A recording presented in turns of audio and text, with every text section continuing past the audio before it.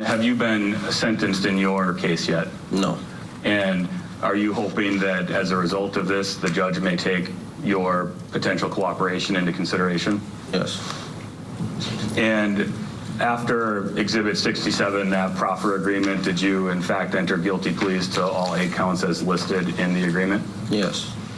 So I want to talk a bit about May 7th of 2023 and the shooting that happened at the Maplewood Commons. Were you involved in that shooting? Yes. And did that shooting result in anybody getting hurt? Yes. Anybody dying? Yes. And were you personally involved in shooting a firearm in that incident? Yes. And were you shooting at someone? Yes. And who were you shooting at? Keyshawn Johnston. And on that May 7th, 2023 date, were you in the area of Buttermilk Creek Park? Yes. And who were you with in that area? My sister, Parise, and a minor. And when you say Parise, are you referring to the defendant who you've identified in court this morning? Yes. And on May 7th, 2023, you, I think, indicated you did have a gun? Yes. Did you have that gun with you at Buttermilk Creek Park? I'm sorry? Yes. And did anybody else have a gun with them at Buttermilk Creek Park? And who was that? And how do you know Parise, the defendant, had a gun with him there? He flashed it. And did the defendant say anything about Keyshawn Johnston as he was walking back from presumably the garbage area? No. And did you see if Keyshawn Johnston ever had contact with your group in the hallway? Contact. Were there any just yes or no words exchanged between anybody, Keyshawn Johnston, and your group? And did the defendant say anything to Keyshawn Johnston? Yes. And what did the defendant say to Keyshawn Johnston? You're always trying to bully somebody. Come bully me now. And where was the defendant when he said that? Inside the hallway. And where was Keyshawn Johnston? Approximately inside the parking lot. And did the defendant say anything else? No. And where were you in the hallway area when this happened? On the stairs. And what were you doing at that point? I was telling the defendant that it's cool, just chill. And so what was the defendant's overall demeanor or attitude as he was saying that to Keyshawn Johnston? He was kind of uptight and kind of weary. You say weary? Yeah. What do you mean by weary? Like kind of like having a chip on his shoulder. And then did you have any verbal contact with Keyshawn Johnston? Yes. And was Keyshawn Johnston saying anything to you? Yes. And how did you respond to what Keyshawn Johnston was saying to you? I told him that you're always trying to bully somebody. Come bully somebody your side. And how did you feel about what Keyshawn was saying to you? Objection, not relevant. Your Honor, I think it goes to the overall intent based on the words exchanged. Good answer. I was kind of sad And why were you sad? because he was saying things along the lines of F my family and things along those lines. And was there anything particular about the family members that made you sad? Yes. What is that? It was my cousin, DeAndre. He had just passed away not too long ago. And what did you do in response to Keyshawn saying those words to you? I told him for a second time that you're always trying to bully somebody. Come take something from me. That was referred to a chain. And did you have a chain on? No. Did you end up with a chain in your hand or anything? Yes. And where'd you get the chain from? Parise Larry? Yes. And what did you do with the chain? Around my neck. What an awful set of facts here. This is just terrible. When we think about how young these guys were at the time, I mean, we have the defendant at 14 years old at the time. Why did he have a gun? Why was he allegedly part of this? You know, why was Tatyanna Zech killed? This is really bad. Let's bring in firearms expert, retired FBI Special Agent Jennifer Coffindaffer. Jen, good morning to you. Thanks for coming on the show today. Would you weigh in on just the idea of these young people and this act that was so senseless, so violent, and then took the life of this beautiful girl?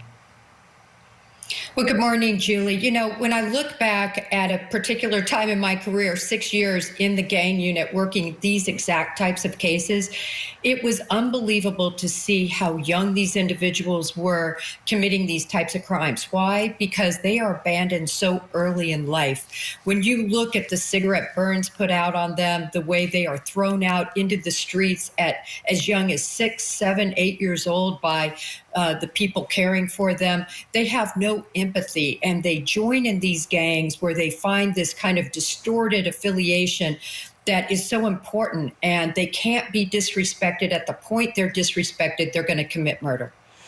This is really helpful insight, Jen. I want to talk more about his age. So many of us in the newsroom have been wondering, is it the right call that he's in adult court? Should he have been in juvenile court? You know, you've got experience with gang-related work, and I don't know if this was, but I'm sure you've seen ages that are astounding. Kids that will get in a gang at a very, very young, tender age where their brains aren't even fully formed. What do you think about this case in particular? Do you think that this is the proper place for this, or do you think it should have been dealt with in the juvenile system?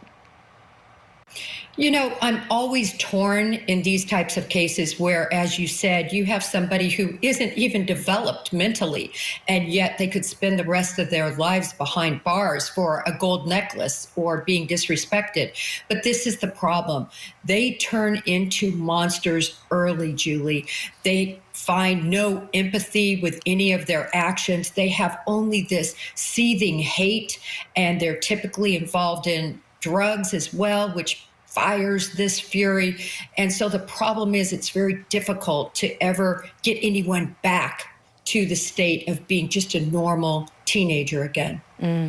Boy, it's such great insight. You know your stuff, Jen. I'm so glad you're here with us on the show today as we get ready to hear these closings, and perhaps we'll hear even more of the story of how Parise Larry got to this point. What is his backstory, and how this event took place, and whether he's got legal liability.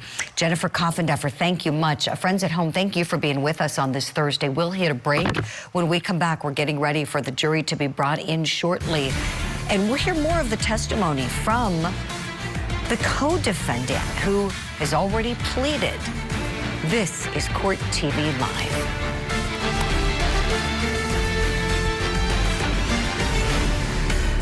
Donna Adelson was part of a conspiracy to kill her former son-in-law, Dan Markell. He's not going to survive. Oh my God. Dan saw Donna as dangerous. She's the matriarch mastermind. She's just being a parent, not a killer. Victim to Verdict with Ted Rollins. Season finale, Saturday night at 8 Eastern and Pacific. And during the finale, don't miss an exclusive preview for the new season of Interview with a Killer. Only on Court TV. Watching.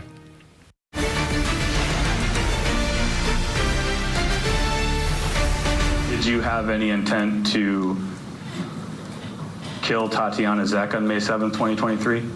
No. And did you have any intent to harm Tatyanna Zech on May 7th, 2023? No. And when you fired your gun, did you have an intent to harm Keyshawn Johnson? What a sad set of facts with this case. Welcome back to Court TV Live. With this one, we're calling the Caught in the Crossfire murder trial. The man on trial is defendant Parise Larry. This is him, a young man, 14 years old at the time. He's accused of shooting and killing a woman outside of her home back in 2023. That victim's name is Tatyanna Zech. Now, police believe that he was one of two people who was targeting somebody else at the time of this shooting. So to be very clear, Tatyanna Zech, not the target at all, but unfortunately caught in the Crossfire and was killed. Now, Larry Parise's co-defendant Antonio Johnston testified as a witness for the prosecution earlier in this trial. In this hour, we've pulled out the very best moments of his testimony, because really this guy could make or break the case against the current defendant. Let's hear some more. Did anybody else shoot their gun from or shoot a gun from your group? Yes. And when did that other individual that fired shoot in relation to when you did? I believe simultaneously. And why do you say simultaneously or believe that? From the back of my head, I kind of felt pressure and a loud boom from behind me. And what did that sound like to you? Shot. And are you familiar if I use the term up a gun? Yes. What does that mean? It means basically drawing your weapon. And then is there a different term? So if somebody just draws their gun, they can have it down on their side? Yes. If somebody then lifts the gun up, extending it forward, what would you call that? It's still the same thing. Upping the gun? Yes. And so when I'm using the term upping the gun, I'm talking about extending it forward, just to make sure you understand that? Mm-hmm. Yes? Yes. And just remember, you have to say yeses and nos for the court reporter for a clean record, okay? Yes. Thank you. Did you up your gun extending it forward? Yes. Did you ever see Keyshawn Johnson up a gun extending it towards you? No. And did you ever see Keyshawn Johnson shoot a gun? Yes. And who fired their gun first from what you saw? You? Me. And when you heard the boom behind you, was that before or after Keyshawn Johnson fired his gun?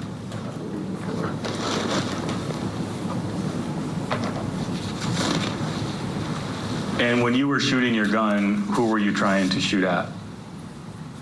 Keyshawn Johnson? Yes. Did you know if you struck him with any of your bullets? No. Now, prior to the day of May 7th, 2023, did you have any intent to kill Keyshawn Johnson? No. When you walked into the 868 building, did you have any intent to kill Keyshawn Johnson? No. When you first saw Keyshawn Johnson in the parking lot area, did you have any intent to kill him? No.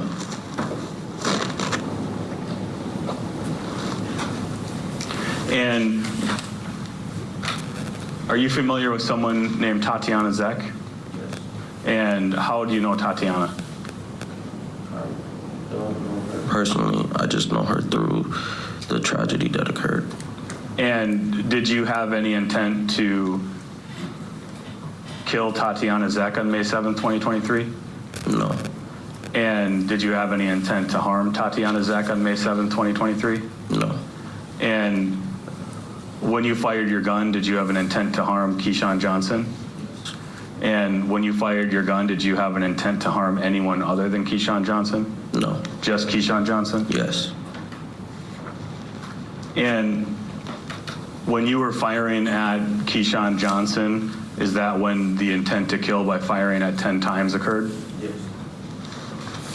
And how did you feel when you learned what happened to Tatyanna Zech? I was devastated. I'm going to resume playing at the 13:45 mark.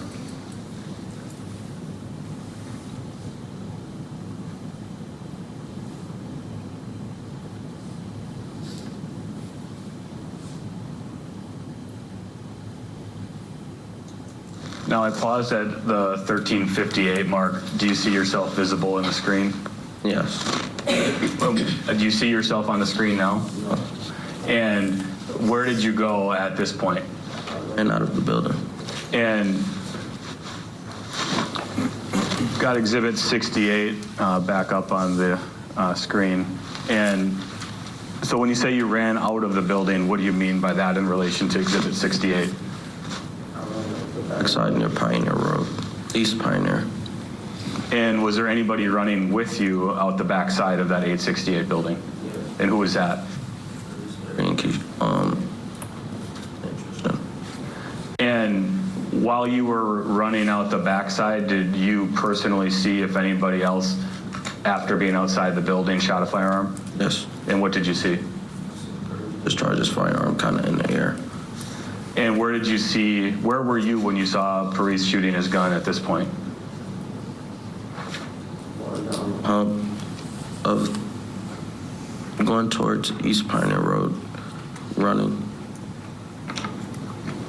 And where did you see the defendant at this point when you saw him shoot a gun?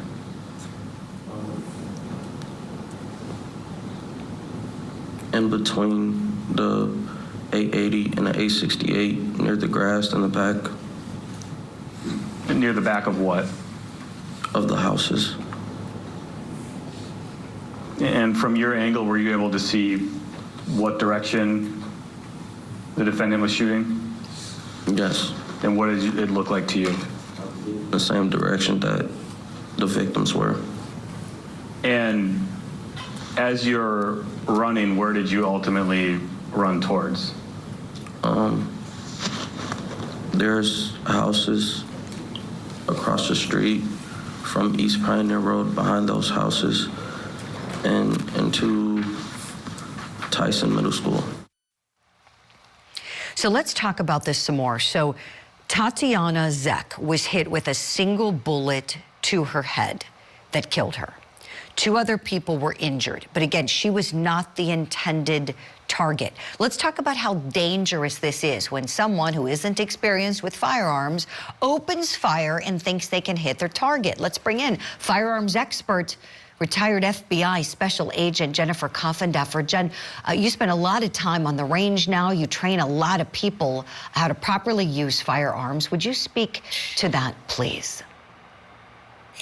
Well, Julie, it is so dangerous. Most of these individuals, first of all, the guns they're using are usually not in good stead at all. In other words, they malfunction, they're not sighted in properly, they don't chamber properly, they have all sorts of issues just with the guns themselves. Secondarily, the shooter typically has no training. So he doesn't have trigger control, he doesn't understand sight alignment, he doesn't understand any of that. They literally typically are aimlessly shooting at their target, oftentimes gangster style with only one hand, and it's just obviously the huge danger to the public is immense. Oh, unbelievable. You're so right, Jen. And then here we see that. I mean, this is the worst thing that could have happened, and it did. An innocent bystander. And this is not the first time we've seen something like this. You know, perhaps you've had some of those cases. I know you followed many of them where someone who has nothing to do with any of it just happens to be in the wrong place at the wrong time.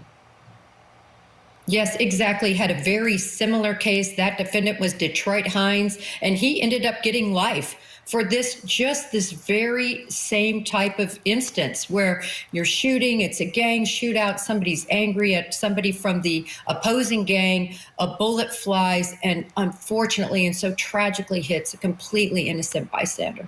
Yeah, it breaks your heart. Our heart goes out to Tatyanna Zech's family. I know your heart goes out to her, Jen.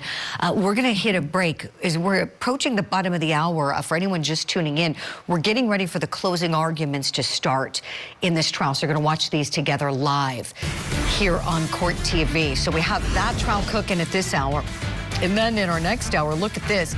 Live look at the courtroom in Florida where defendant Daisy Link is on trial. Love that saying there, that quote in the courtroom on the wall. We who labor here seek only the truth. And today, the jury's going to be getting this case and will have to decide what is the truth. Was Pedro Jimenez killed in self-defense or in an act of murder?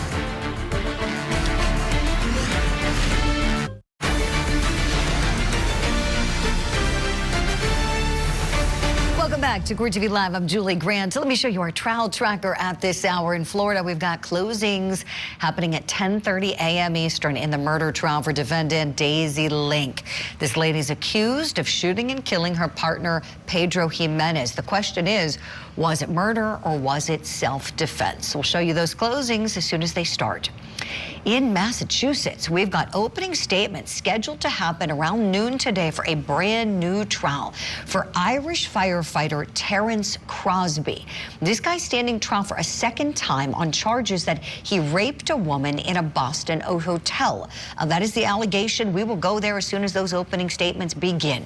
And in Wisconsin, we've got another set of closing arguments happening any minute in the Caught in the Crossfire murder trial for defendant Parise Larry. This young man is accused of killing Tatyanna Zech, a 20-year-old woman, outside of her home when she was just taking out the trash.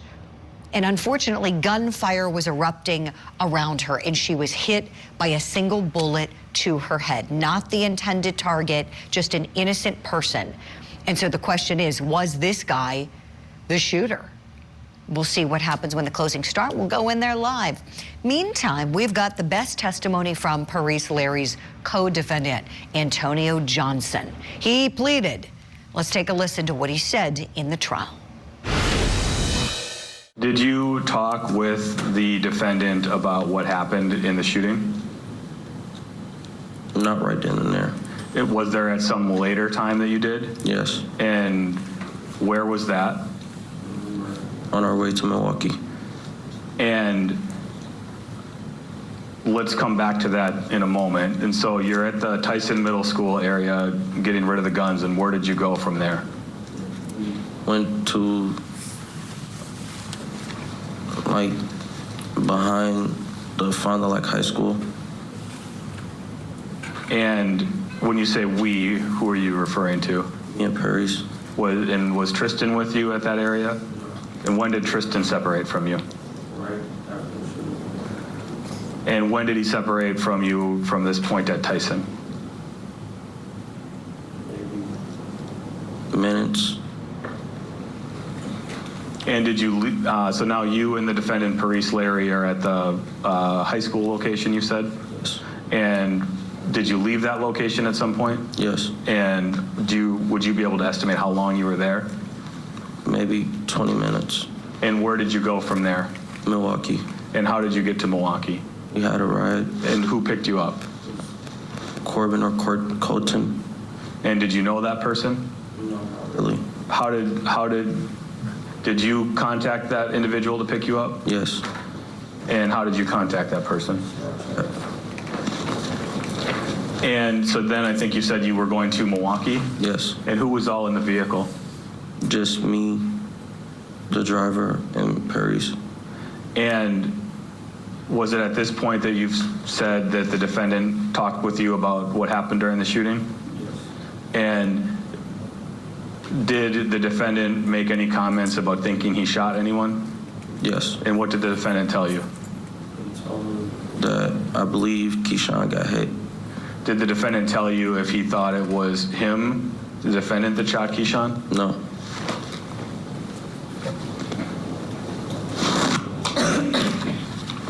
And how can you describe the defendant's demeanor in the aftermath of the shooting? And by aftermath, I want to be specific here. Let's just start with as you're running through towards the Tyson area. Really nonchalant. He didn't really understand what was going on in the heat of the moment. And then what about at the high school area? And didn't really understand what was going on. And then what about on the ride to Milwaukee? He was still nonchalant and didn't really understand what was going on. And did you understand what was going on? Yes. And how did you understand what was going on? I was hearing from And I don't want you to say what other people told you, but just generally speaking, how did you learn what was happening? Social media. And what did you learn through social media? Objection. Hold on one second there, Mr. Johnson. Go ahead, Attorney Johnson. The objection is hearsay. Attorney Tony. It's not being offered for the truth of the matter. It's through social media. He's responding to what he saw. That's not relevant. Well, the question, I believe, initially was how you learned, and now it's what did you learn? So the court's going to sustain the objection. Go ahead, Attorney Tony. Thank you. After looking at social media, did you have any conversation with the defendant? And did that change his demeanor? Yes. In what way? He was kind of in shock. And then once you got to Milwaukee, did you stay with the defendant? And when did you separate? I don't know. Where did you go in Milwaukee? I don't know. I went to a friend's house. And what friend's house did you go to? I don't really know his first name. I know him by social media name. Or what was the social media name you know him as? Re-up. I'm sorry? Re-up. And a Glock gun that you had, was there any type of magazine on it? Yes. And what kind of magazine was that? Glock mag. And what type of capacity did it have for rounds? 31 shots. And where did you get your gun? Through a third party online. And where did you get the... No, excuse me, can you ask the question again? Let me ask this. Where did you get the magazine from? I got the magazine through a third party online. And where did you get the gun, the firearm itself from? I got it from a gun show somewhere in Wisconsin. And do you remember when you got it, roughly? No. And did the defendant tell you where he got his gun? No. And earlier you had said, going back to the shooting for a moment and what Keyshawn Johnson was saying to you, that it made you feel sad? Yes. Did you also say that it made you feel heated? Yes. And what do you mean by heated? It made me mad. And why did it make you mad? Andre, he was my favorite cousin. And when he passed away, a part of me left as well. All right, so that was the direct. Now, when we come back after the break, we're going to show you the cross of co-defendant Antonio Johnston here on Court TV Live. And notice we have a countdown clock ticking for you on the screen right now. We're counting down to the closing arguments for defendant Daisy Link. What do you think's going to happen to her? The closings are straight ahead.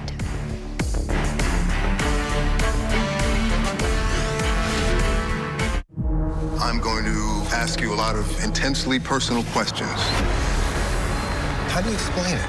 The worst crime anyone can imagine. Do you feel like you took the fall for this murder? Tell me in your own words, what happened? Let's get started. Interview with a Killer. New season premieres Saturday, October 25th. Only on Court TV.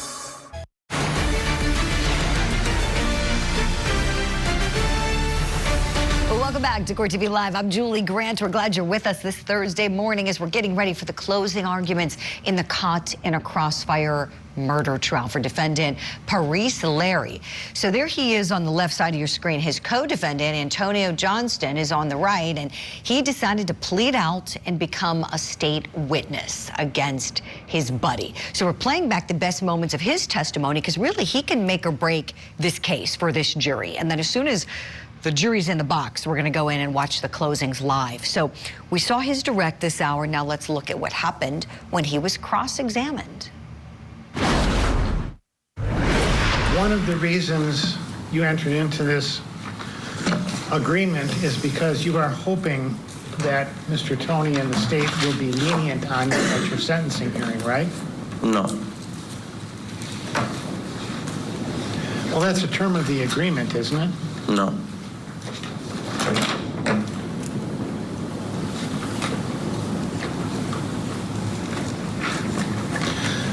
The second to the last paragraph reads, at the conclusion of all co-defendants' cases, the Fond du Lac County District Attorney's Office will advise the victims' families of your client's cooperation and advise any sentencing court of your cooperating, right? That's one of the terms? Yes. And you pled guilty in January of 2025, right? Yes. And you haven't been sentenced yet, right? No. I am correct? Yes. It's because your sentencing has been adjourned until after your testimony in this trial, right? Yes. Because you're hoping to get leniency from the state based on your testimony. Yes, sure. Now, you talked to Mr. Tony and Detective Nylon about what happened that day, right? Yes. But when Mr. Mogren and I and our investigator tried to talk to you in September, you refused to talk to us, right? Yes. Why? Because there's nothing positive that I can get out of it. So I don't have anything to offer you. No. You promised to tell the truth, right, in your agreement? Yes. So why wouldn't you want to tell me and Mr. Mogren the truth? I don't owe you guys that. You don't owe us the truth of what happened that day? No. Do you owe the jury the truth? Yes. But you didn't want to tell us what it was before the trial? No. What color was Parise's gun, the one you saw at the park? I believe it was silver.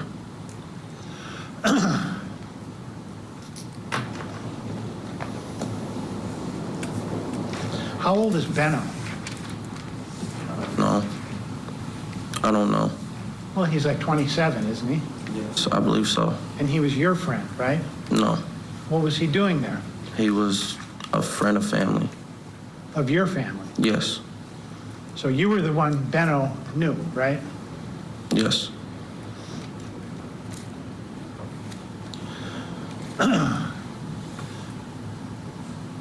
Now, that afternoon, Parise told you that he saw Keyshawn Johnson, right? Yes. And he said he being Keyshawn Johnson, was, quote, on something, unquote, right? Yes. That doesn't mean he was on drugs or anything, does it? No. It means he had some kind of an attitude, right? That he was provoking you, correct? Yes.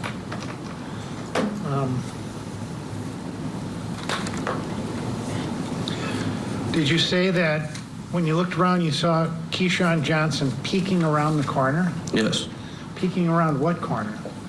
The corner of there was an apartment building on the other side of the hallway that we were at.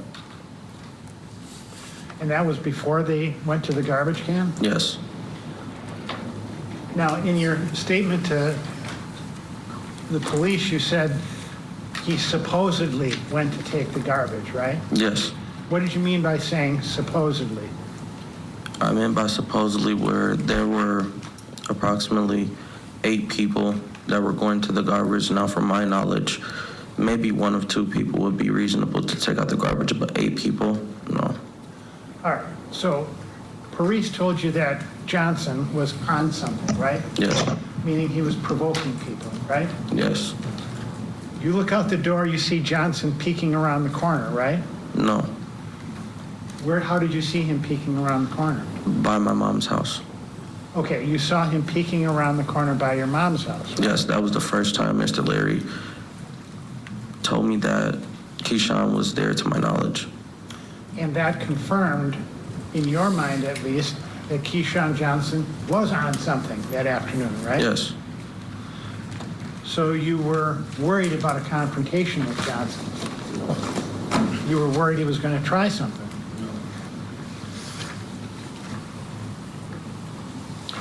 So you didn't want to smoke weed in front of your mom's building, so you went to the 868 building. Yes.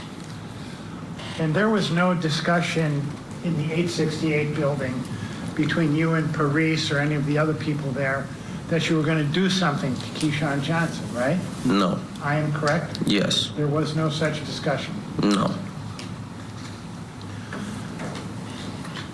Now, in your meeting with Mr. Tony and the detectives, you told them that while you were standing outside, it was Keyshawn Johnson who fired first, right? Yes, I believed he fired first. Because you believe that to be the truth, right? Yes. But that didn't match the truth that the prosecutor wanted you to say, right? Correct. And so they showed you the video again, right? Yes. And wanted you to say it was Johnson, it was you who shot first, right? No. But in the video, you couldn't see Johnson's hand, could you? In the video, I couldn't. And you told them, you're not looking at it from my perspective, right? Correct. from where you were standing, you could see that Keyshawn Johnson had a gun out, right? Yes. As he was approaching you. Yes. After you had said, come and see if you can take this chain from me. Yes. So you thought Keyshawn Johnson was about to do an armed robbery of you, right?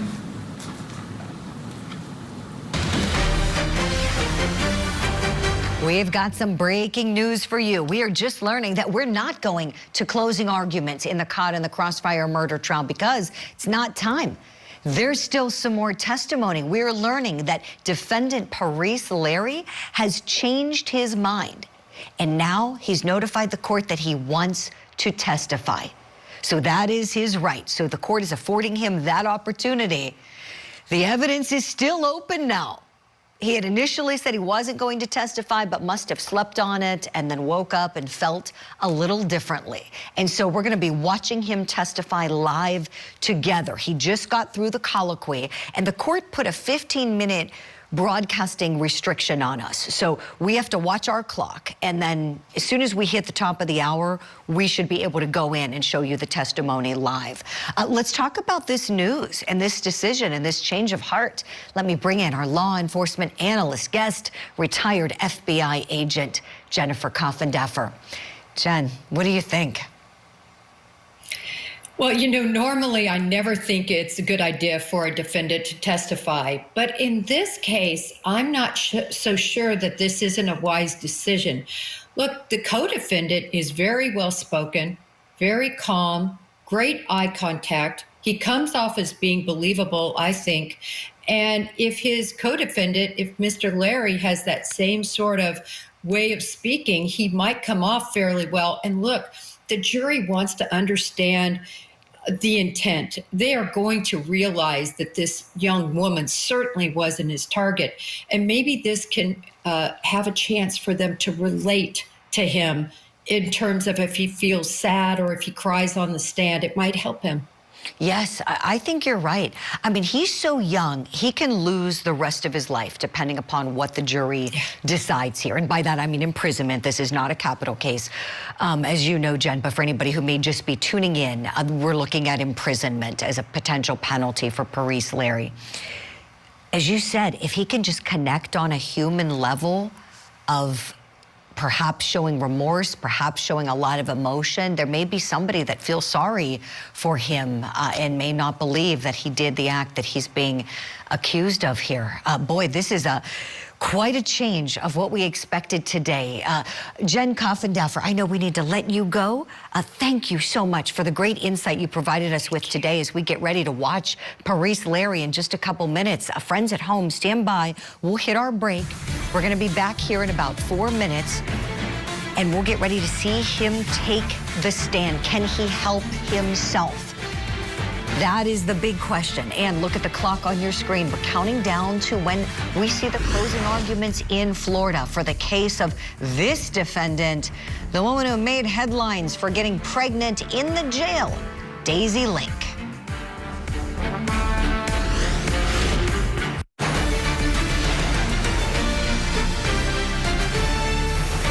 Welcome back to Court TV Live. I'm Julie Grant. What a busy morning it's turning out to be. So we're getting ready for the closing arguments in 2 big trials. Florida, we got the toxic relationship murder trial for defendant Daisy Link. The jury coming in around 10:30 a.m. Eastern time. Question here is, was it murder or was it self-defense when she shot and killed her partner, Pedro Jimenez? Also this hour in closing arguments in Wisconsin for the Caught in a Crossfire murder trial for defendant Parise Larry. And we got some big news just moments ago. Before the closings, the evidence remains open as Parise Larry has changed his mind from yesterday and this morning is taking the stand. So he has started testifying, and in just a few minutes we're going to be allowed to go in live. We have a court order delay of 15 minutes, and so we're abiding by the judge's rules. I'll let you know when we can go in. The victim in that case is Tatyanna Zech, beautiful 20-year-old woman who was just in the wrong place at the wrong time. She was taking out her trash at the time this gunfire erupted. Let's go back in now and watch some more of the co-defendant's testimony. Key witness for the state, Antonio Johnston, on cross. armed robbery at least. True. True? Yes. And so that was when you raised your pistol, right? Yes. Keyshawn Johnson fired first. No, I fired first. But it was because you thought he was going to do an armed robbery or attempt an armed robbery of you, right?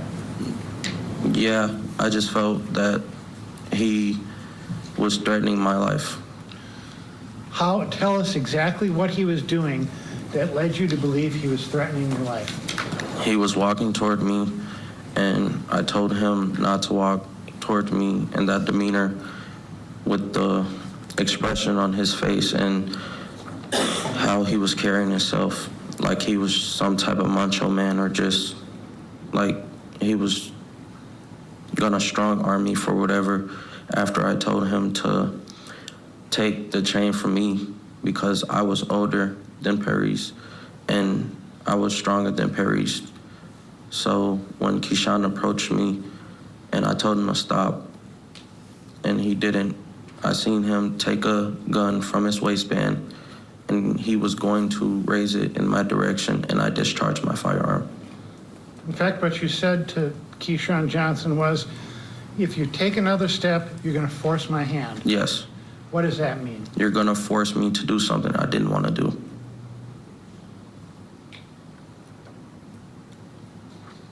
And Keyshawn Johnson took more than one step toward you, right? Yes. Which led you to believe he was going to harm you if he could. Yes. That's why you fired. Yes. You heard shots behind you at about the same time, right? Yes. And there was no plan ahead of time between you and Parise or anybody else that this was going to be an ambush of Keyshawn Johnson and his group, right? Correct. The only reason you fired is because he was moving toward you. Yes. And you reasonably believed it was because he was going to attempt to rob you of the necklace, right? Yes.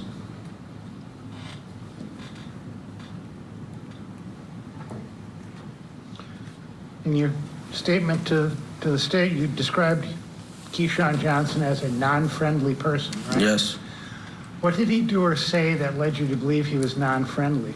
I had conflict with Keyshawn in the past with him and some of his friends on social media and things along those lines, verbal altercations with Keyshawn and some of his friends. So I knew that Keyshawn didn't like me. I knew that he didn't like my friends. I knew that he didn't like my family and people that I associate with. So I knew that Keyshawn was a non-friendly person and that he would try to harm me in any type of way, shape, or form.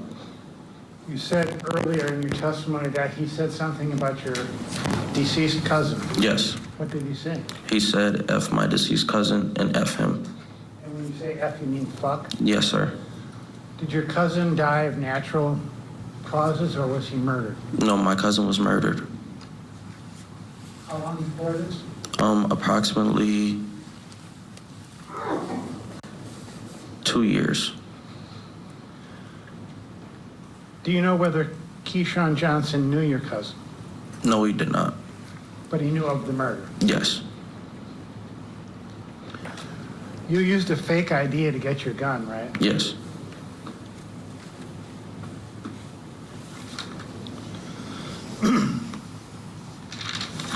Those are all the questions I have. Attorney Tony, any redirect? Yes, thank you, Your Honor. When you pled guilty to all 8 of those counts, you didn't tell the court that you were acting in self-defense? Objection, not relevant. Tony, any response? It certainly is relevant on the cross-examination of what's been tried to be laid. All right, overruled. You can answer, Mr. Johnston. Yes. You did not tell the judge that, correct? No. I think I'm asking the question poorly. I want to make sure. Did you tell the judge that you were acting in self-defense when you pled guilty? No. And you were just asked about Keyshawn Johnson saying, fuck your cousin who had been killed? Yes. And earlier you had said that made you angry? Yes. And then you came outside and drew your gun? Yes. And you've testified that you were then inviting the defendant to come towards you to take the chain? Yes. While you were angry? Yeah. And you've testified that you had your gun extended before Keyshawn Johnson? Yes.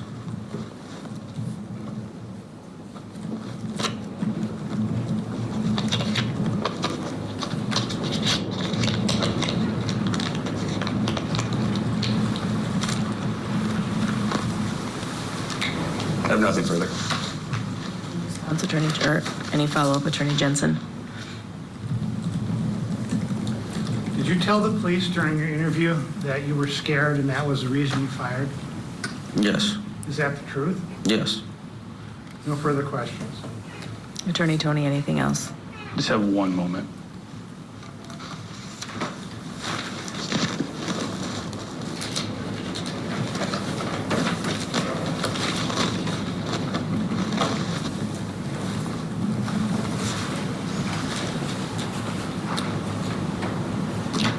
In fact, you told them that you thought you might die in the gunfight, Yes.